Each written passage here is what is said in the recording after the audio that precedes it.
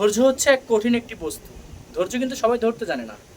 আর ধৈর্য শব্দটাও অনেকে বোঝে না। ধৈর্যটা কি? কার জন্য অপেক্ষা করলেই আপনি ধৈর্যধারী হয়ে গেলেন? কেউ কথা দিয়ে কথা রাখেনি, আপনি তাকে কিছু বলেননি, সেটাই ধৈর্য? না। ধৈর্য শব্দটা যেমন সহজ মনে হচ্ছে, কিন্তু এটার বিশ্লেষণ বা এটার বিস্তারিত অনেক কঠিন। ধৈর্য সে ধরতে পারে যার জীবনে অনেক লাঞ্ছনা, অনেক কষ্ট, অনেক তিতা, অনেক তিত করলার মতো জীবন তারপরও সে সেই জীবন নিয়ে এখনো বেঁচে আছে। হ্যাঁ, সে ধৈর্যশীল ব্যক্তি। দেখবেন অনেক মানুষ অল্পতেই রেগে যায়, তার ভিতরে ধৈর্য কম। ধৈর্যটা এতটা সহজ না। এই ধৈর্য ধরুন, ধৈর্য ধরে লেগে থাকুন। জীবনে ধৈর্যের বিকল্প কিছু নেই।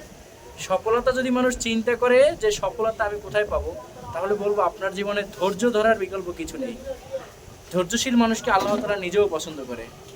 ধৈর্যশীল হন, ধৈর্য ধরুন, ধৈর্যের ব্যাখ্যাটা আগে নিজের ভিতরে বিশ্লেষণ করুন, বুঝুন এবং ধৈর্যশীল ব্যক্তিকে নিজে প্রমাণিত করুন।